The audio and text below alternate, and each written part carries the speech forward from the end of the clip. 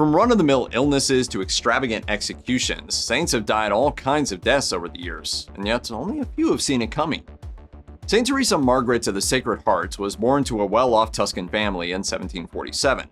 After experiencing a spiritual experience at school, she decided to join a nunnery. St. Teresa Margaret was not long for the world, however, and apparently she knew it. She once promised a dying fellow nun to ask God to admit her to heaven without hindrance. Others remembered her talking about the short time she had left and even voicing a desire to die quickly. When one old friend came to visit her, the future saint agreed they could have another meeting, but only if she lived to see it. In 1770, St. Teresa Margaret died of a hernia. She was just 22 years old.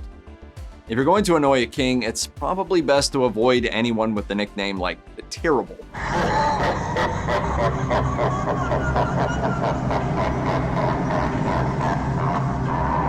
But St. Philip found himself in exactly this position when Tsar Ivan IV of Russia made him leave his monastery and become the Metropolitan of Moscow in 1567. St. Philip couldn't ignore the violence and murders that the Tsar had allowed under his reign, however, and so called him out on it in public, saying, "I lament not of the innocent murdered as martyrs and saints. It is your soul that I mourn over. Although a monarch blessed from above, you are still a mortal one, and you will have to account for all of your deeds before the Lord." Perhaps unsurprisingly, Ivan had St. Philip defrocked and removed from his post. Of course, predicting your own death when a bloodthirsty Tsar is mad at you might not seem all that impressive, but Ivan had actually promised not to burn St. Philip to death and agreed to a sentence of life imprisonment. Yet 3 days before he was killed, St. Philip predicted he would die after all. When his assassin pretended to be calling on him about something else, the future saint said, "Do not blaspheme. Fulfill the purpose of your visit." He was then strangled to death. St. Matrona the Blind of Moscow was, as her name suggests, born without sight in either 1881 or 1885. She then became paralyzed when she was only 17. St. Matrona also had a number of supposed abilities. It was said that not only could she see the future from a young age, but by the time she was 7, she could miraculously heal the sick. During World War II, families would ask her if their son or father had died at the front, which she would somehow know. Since the Russian Revolution in 1917, however, it had become dangerous to be openly religious. Although St. Matrona never became a nun or entered a convent, she was clear her powers came from God. This meant she was constantly in danger of being arrested. One story claims that when an official finally came to her house, she told him to go home and save his wife first. He listened, found his wife badly injured, and got her medical attention just in time. After that, he refused to arrest St. Matrona. St. Matrona died in 1952 around the age of 71. She managed to predict her own death 3 days beforehand, enough time to give detailed instructions for her funeral and accept a number of visitors. Saint Ita was born in Ireland in the second half of the 5th century. Her family was important locally, and her story follows that of many noble ladies who wanted to follow a religious vocation. Her father had tried to make her get married. In the end, she won him over to her side and successfully became a nun. Saint Ita opened a convent and took in young boys to train in Christianity, many of whom grew up to be well-known and powerful, which resulted in her designation as the foster mother of the Irish saints. However, Saint Ita's most impressive accomplishment may have been when she supposedly healed a man by attaching his decapitated head back onto his body. Just a flesh wound.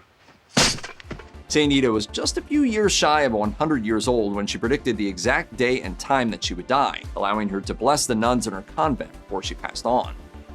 St. Boisil and St. Cuthbert were linked in life and, amazingly, are both said to have predicted their own deaths. Boisil was a monk at the Melrose Monastery and was known for being able to predict the future. When the young Cuthbert was looking for a place to start his own religious education around 651, he knew exactly where to go. As the Venerable Bede wrote in his Life of Cuthbert, the reputation for sublime virtue enjoyed by Boisil, priest of Melrose, led him to enter there. By chance, Boisil was standing at the monastery gates and thus saw him first. Boisil must have been an exceptional teacher, as Cuthbert went on to work an astounding number of miracles, but he would have to do it without his mentor, as both future saints came down with the plague. After Cuthbert recovered, Boisil predicted, "You see, brother, that God has delivered you from this disease, nor shall you ever feel it again, nor die at this time. But my death being at hand, neglect not to learn something from me so long as I shall be able to teach you, which will be no more than 7 days." Decades later, Cuthbert had a premonition that he would soon die, and after a short illness, he died at the exact time he said he would.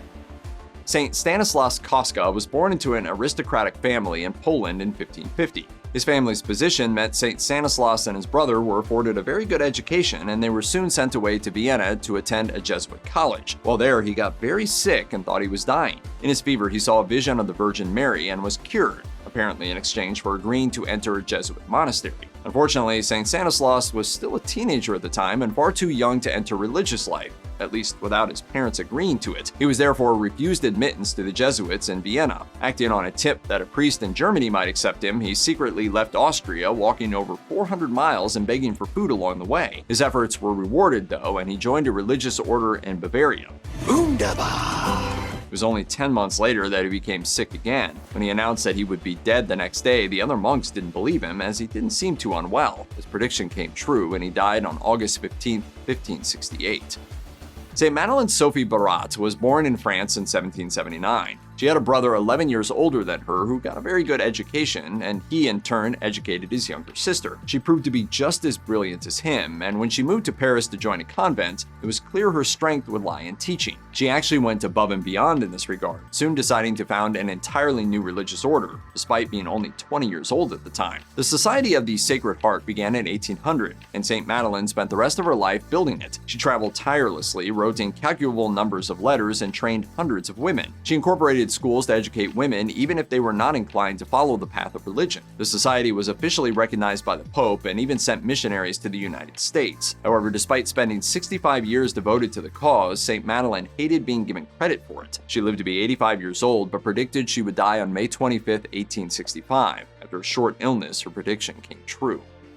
St. Hedwig was born into an extremely well-connected aristocratic family around 1174. Two of her sisters married kings, while Hedwig became the wife of Duke Henry I of Silesia at just 12 years old.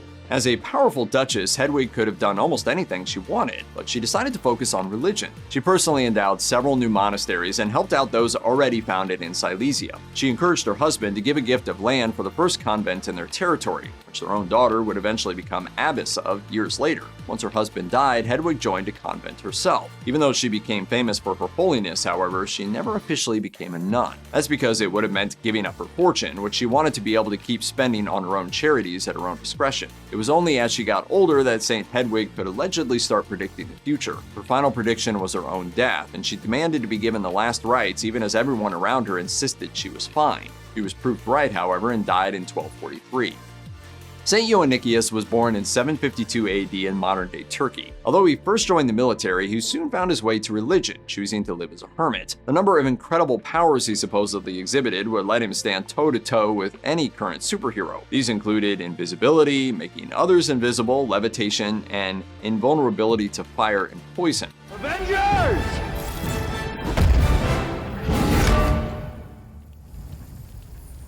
Assemble. One of the problems supposed miracle workers often faced was the sheer number of visitors who wanted to visit or talk with them. While this might be manageable for a monk living in a monastery, a hermit like St. Joannicius needed to be left alone. Otherwise, he wasn't really a hermit at all. St. Joannicius was so popular, however, that he would often move just to get some privacy before his location would be discovered and he'd need to move again. Eventually, in his old age, he did join a monastery, but continued living in seclusion even within that community. St. Joannicius was also said to be able to predict the future, and he predicted accurately that he would die on November 4th, 846 AD.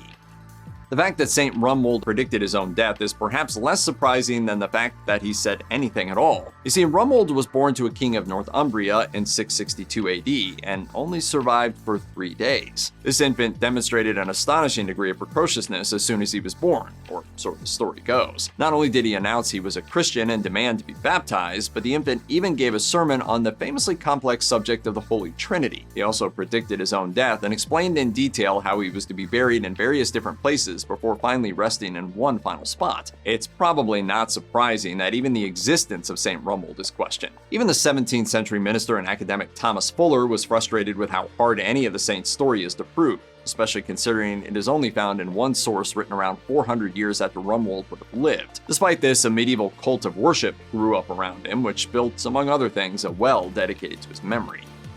St. Lyubov of Ryazan, Russia, was born in the middle of the 1800s, although the exact date is disputed. For 15 years, she was paralyzed until she heard a voice tell her to get up and play the fool. In Christian tradition, the idea of a holy fool dates back to the writings of St. Paul in the New Testament. A devoutly religious person who chooses this path essentially acts like a fool in order to provoke outrage. This is what St. Lyubov believed she was being called to do. Her strange actions included everything from standing between two walls of her house, 3 years to openly shoplifting from merchants. St. Lyubov was also said to be psychic and predicted, among other things, the Russian Revolution. She predicted the deaths of others and finally her own death just 3 weeks before it happened.